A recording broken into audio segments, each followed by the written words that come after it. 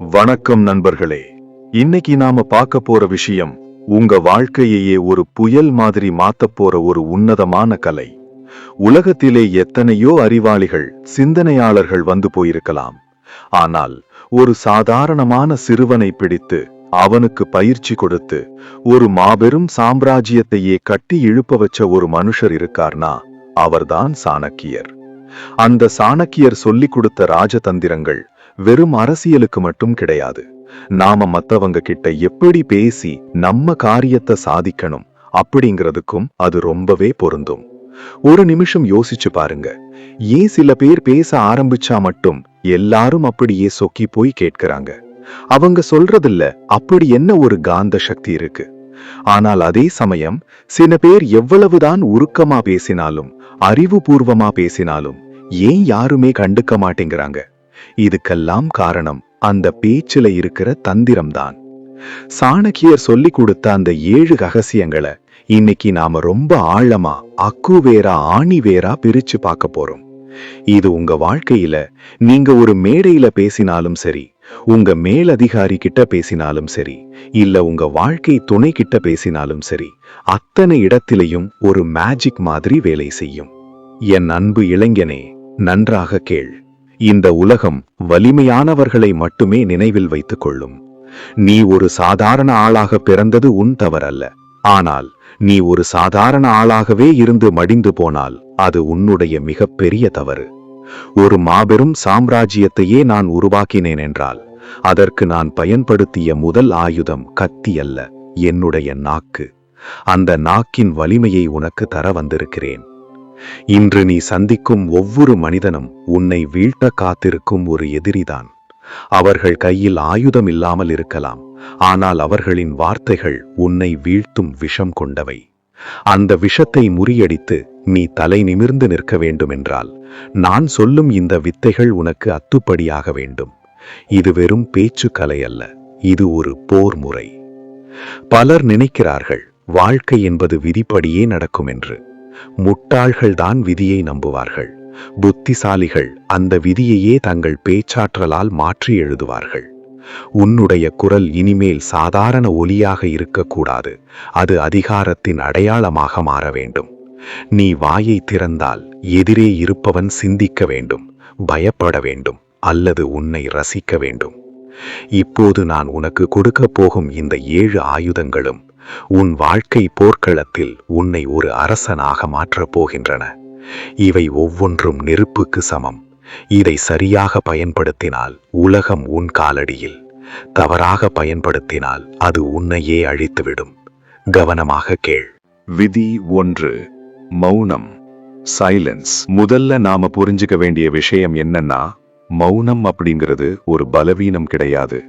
பல பேர் நினைக்கிறாங்க அதிகமா பேசினாதான் நம்மளோட ஆளுமை மத்தவங்களுக்கு தெரியும்னு.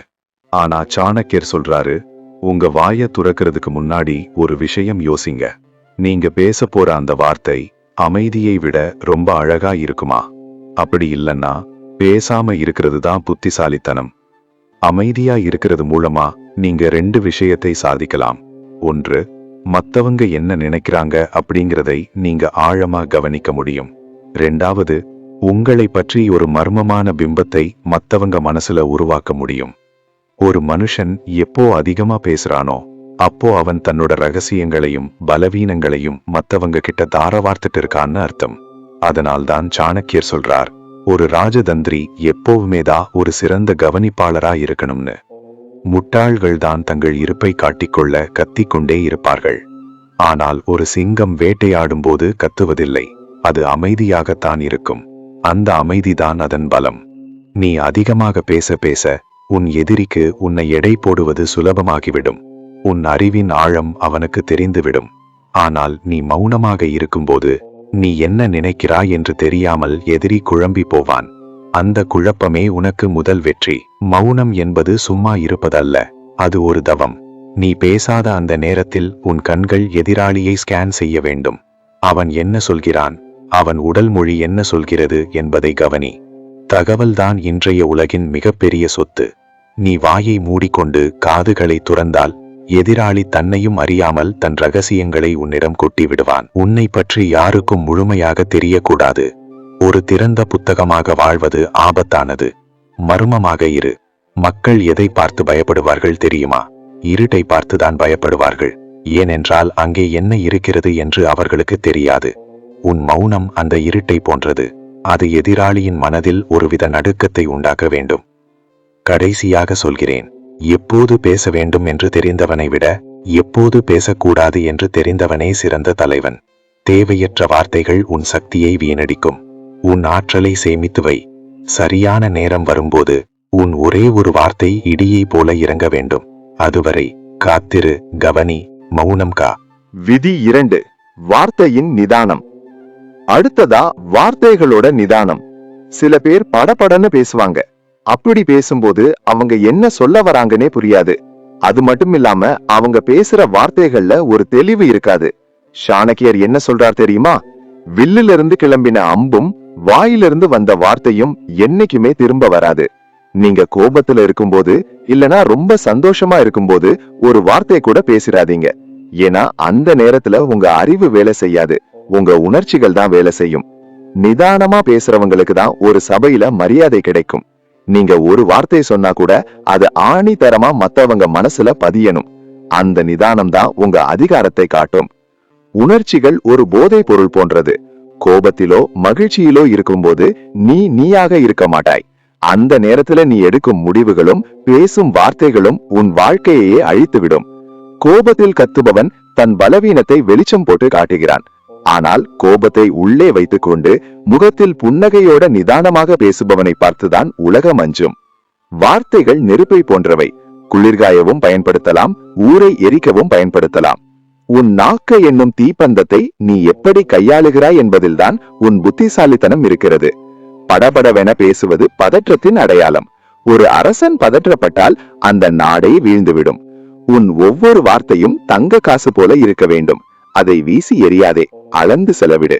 நினைவில் கொள், காயப்படுத்திய உடம்பு ஆறிவிடும், ஆனால் சுடுசொல் சுட்ட வடு என்றும் மாறாது. ஒரு முறை நீ தவறான வார்த்தையை விட்டுவிட்டால் 1000 மன்னிப்பு கேட்டாலும் அந்த வடு மறையாது. உன் உறவுகளோ உன் பதவியோ உன் மரியாதையோ அனைத்தும் ஒரே ஒரு தவறான வார்த்தையில் சிதறிவிடும் அபாயம் இருக்கிறது. அந்த அபாயத்தை உணர்ந்து பேசு. சபையில் பேசும்போது உன் குரலில் வேகம் வேண்டாம், விவேகம் இருக்கட்டும். வேகமாக பேசுபவன் தன் பொய்மையை மறைக்க முயல்கிறான் என்ற அர்த்தம். மெதுவாக, தெளிவாக, அழுத்தமாக பேசுபவனே உண்மையை சுமந்து நிற்கிறான்.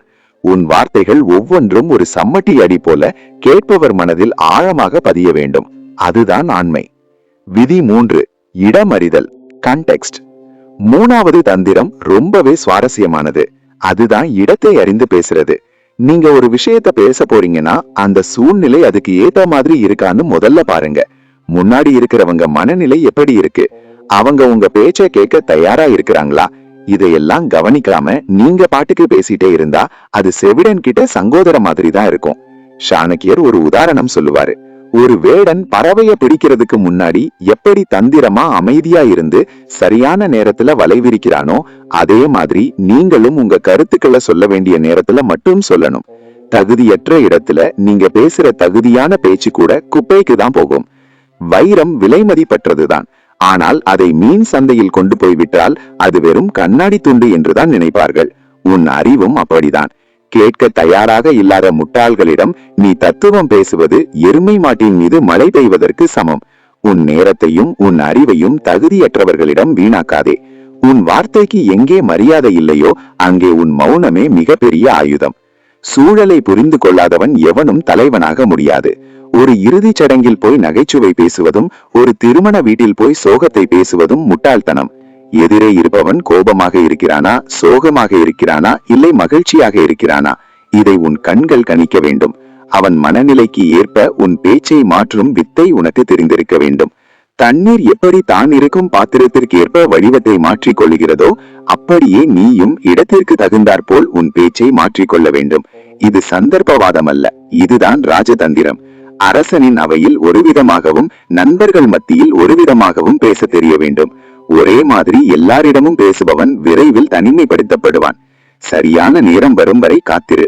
விதைத்தவுடனே மரம் வளர்ந்து விடாது. நீ சொல்ல நினைக்கும் கருத்தை எதிராளி எப்போது ஏற்றுக்கொள்வான் என்று கணித்து அந்த சரியான நொடியில் அதை சொல். அதுதான் குறி தவறாத அம்பு.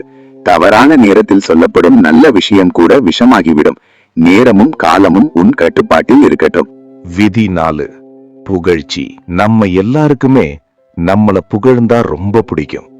ஆனா சாணக்கியர் என்ன சொல்றாருன்னா, ஒருத்தரை தேவையில்லாம புகழ்றது அவங்கள முட்டாளாக்குறதுக்கு சமம்.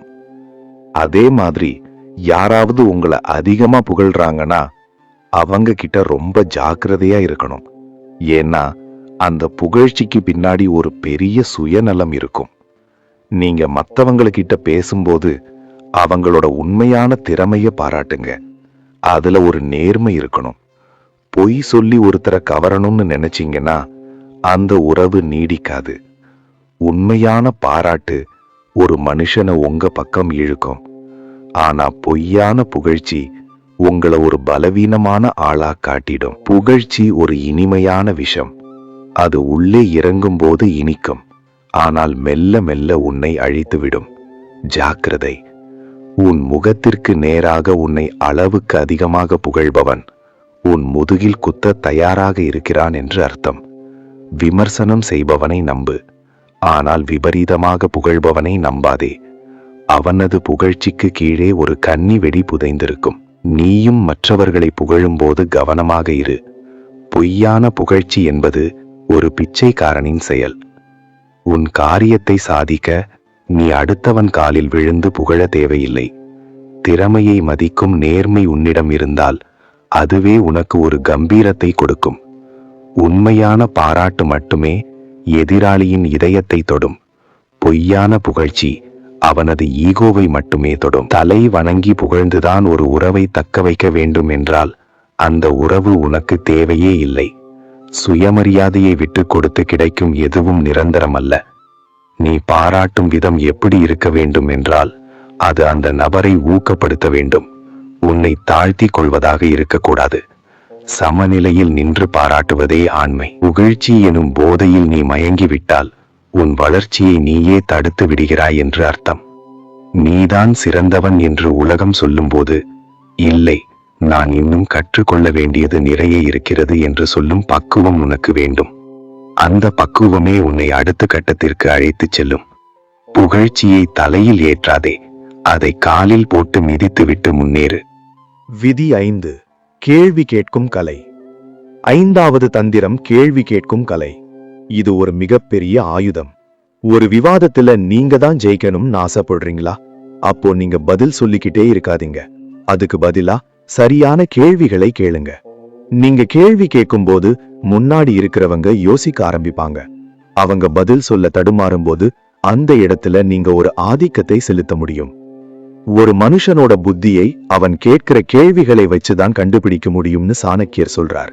அதனால நீங்க ஒரு கூட்டத்துல இருக்கும்போது மத்தவங்களை சிந்திக்க வைக்கிற மாதிரி ஆழமான கேள்விகளை கேளுங்க. அது உங்களை ஒரு தலைவனா அடையாளம் காட்டும். உரையாடலில் யார் அதிகாரம் செலுத்துவது தெரியுமா? பதில் சொல்பவன் அல்ல, கேள்வி கேட்பவன். நீ பதில் சொல்லிக் கொண்டே இருந்தால் நீ ஒரு குற்றவாளி கூண்டில் இருப்பது போலாகி வரும். ஆனால் நீ கேள்வி கேட்க ஆரம்பித்தால் நீ நீதிபதியாக மாறிவிடுவாய். எதிராளியை சிந்திக்க வைக்கும், திணற வைக்கும் கேள்விகளே உன் மிகப்பெரிய ஆயுதம். ஏன், எப்படி, அதனால் என்ன? இந்த வார்த்தைகள் சாதாரணமானவை அல்ல. இவை எதிராளியின் வாதத்தை உடைக்கும் சம்மட்டிகள். ஒருவன் பொய் சொல்கிறான் என்று தெரிந்தால் அவனிடம் வாதிடாதே, கேள்விகளால் துளைத்திடு. அவனது பொய் அவனது பதில்களிலேயே சிக்கிக்கொள்ளும். புத்திசாலி என்பவன் சரியான பதிலை சொல்பவன் அல்ல, சரியான கேள்வியை கேட்பவன். உன் கேள்விகள் மேலோட்டமாக இருக்கக்கூடாது. அது ஆழமானதாக, அறிவார்ந்ததாக இருக்க வேண்டும். நீ கேட்கும் ஒரு கேள்வி அந்த சபையையே திரும்பி பார்க்க வைக்க வேண்டும். இவன் சாதாரண ஆள் இல்லை என்ற எண்ணத்தை உன் கேள்வி விதைக்க வேண்டும். முட்டாளான கேள்விகள் உன்னை கோமாளியாக்கும். கூர்மையான கேள்விகள் உன்னை தலைவனாக்கும். ஒரு விவாதத்தில் நீ தோற்கும் நிலை வந்தால் உடனே பதிலை நிறுத்திவிட்டு எதிராளியிடம் ஒரு கேள்வியை கேள். அந்த நொடியில் விவாதத்தின் போக்கை நீ மாற்றிவிடலாம். பந்தை எப்போதும் எதிராளியின் கோட்டில் வைத்திரு. அவனை யோசிக்க விடு, அவனை பேச விடு. அவன் தடுமாறும் போது நீ ஜெயித்துவிடு. விதி 6. உடல் மொழி, பாடி லாங்குவேஜ். 6வது விஷயம் உடல் மொழி. வார்த்தைகள் மட்டும் பேசுறது கிடையாது, உங்க உடம்பும் தான் பேசுது. நீங்க பேசும்போது நேரா கண்ணை பார்த்து பேசுங்க. குனிஞ்சிட்டோ இல்ல வேற எங்கேயோ பார்த்துட்டு பேசினா நீங்க பொய் சொல்றீங்க இல்லனா பயப்படுறீங்கன்னு அர்த்தம். உங்க கைகள், உங்க அமர்ந்திருக்கிற விதம் எல்லாமே ஒரு தன்னம்பிக்கைய காட்டணும். சாணக்கியர் சொல்லி கொடுத்தது என்னன்னா, ஒரு சிங்கத்தோட பார்வை எப்படி தீர்க்கமா இருக்குமோ அது மாதிரி உங்க பார்வையும் பேச்சும் இருக்கணும். அப்போதான் நீங்க சொல்ற விஷயத்துல ஒரு உண்மை இருக்குன்னு மத்தவங்க நம்புவாங்க. கவனமாக கேள். உன் நாக்கு பொய் சொல்லலாம், ஆனால் உன் கண்கள் ஒருபோதும் பொய் சொல்லாது. நீ பேசும்போது எதிராளியின் கண்களை நேராக பார்த்து பேசு. உன் பார்வை ஊடுருவி செல்ல வேண்டும். நீ கண்களை விளக்கினால் உன் பயத்தை நீயே ஒப்புக்கொள்கிறாய் என்ற அர்த்தம். ஒரு அரசன் எப்போதும் தலை குனிவதில்லை, நீயும் குனியாதே. உன் உடல் மொழி ஒரு கோட்டையை போல இருக்க வேண்டும்.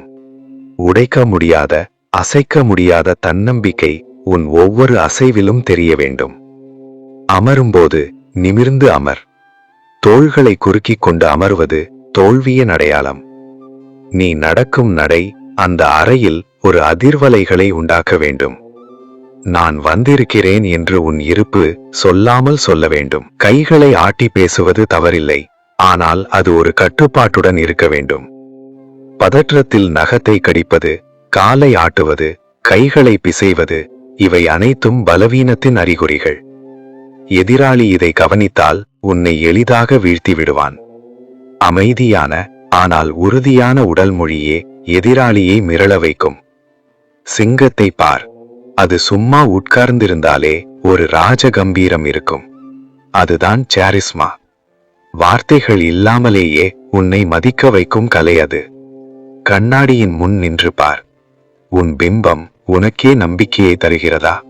இல்லை என்றால் அதை மாற்றிக்கொள். உன் உடலே உன் முதல் ஆயுதம், அதை துருப்பிடிக்க விடாதே. விதி 7. ரகசியம் காத்தல், சீக்ரசி. 7வது மற்றும் மிக முக்கியமான தந்திரம் ரகசியங்களை காத்தல்.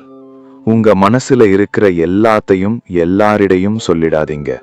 ஒரு சிறந்த ராஜதந்திரி எப்பவுமே தன்னோட அடுத்த கட்ட நகர்வு என்னங்கிறத ரகசியமா வச்சிருப்பார்.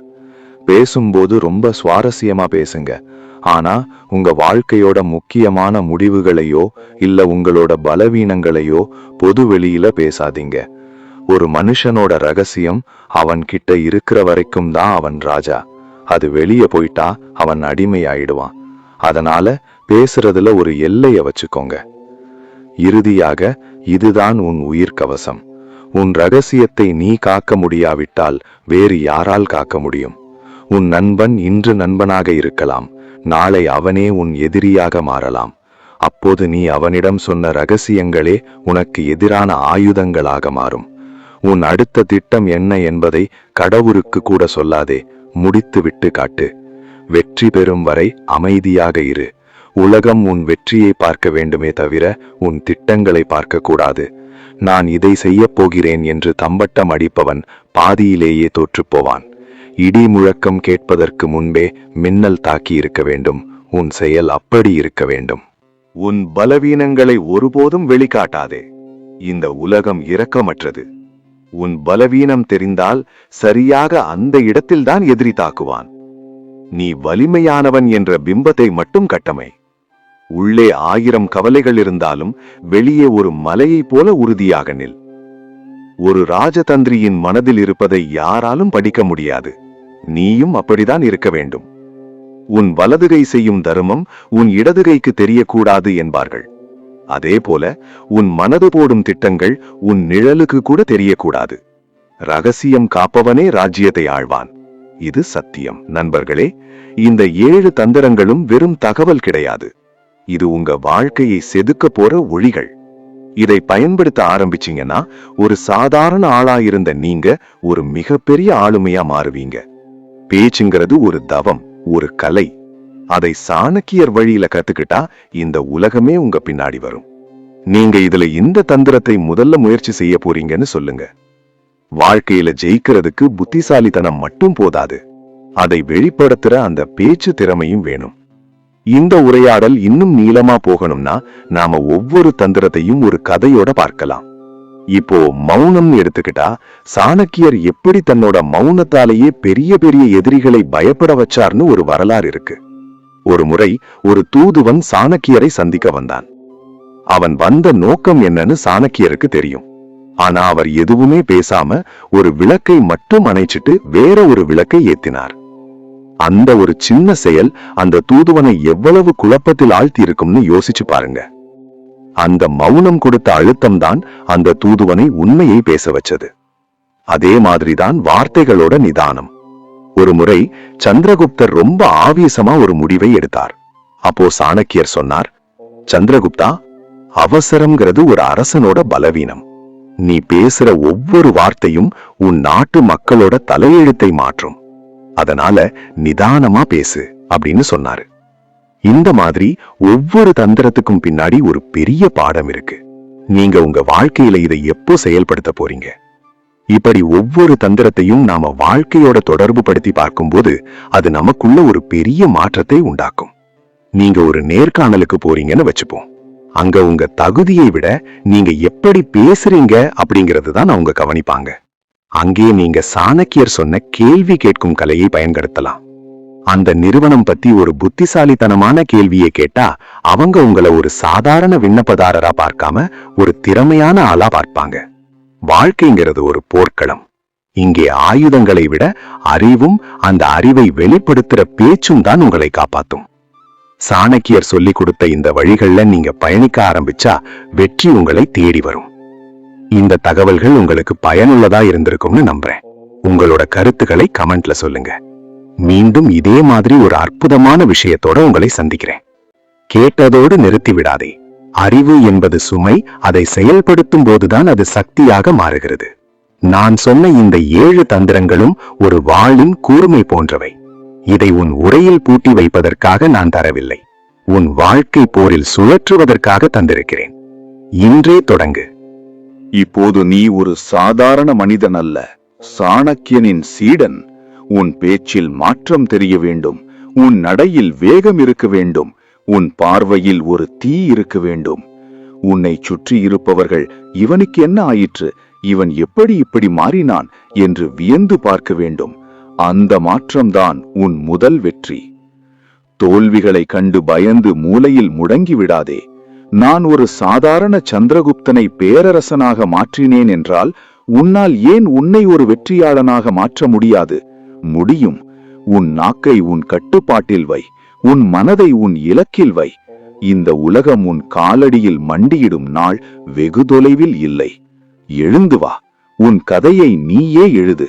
அது ஒரு சாதாரண கதையாக இருக்கக்கூடாது, சரித்திரமாக இருக்க வேண்டும். உன் ஒவ்வொரு சொல்லும் ஒரு மந்திரமாகட்டும். வெற்றி உனதே. போய் ஜெயித்து வா மகனே. ஜெய் ஹிந்த்.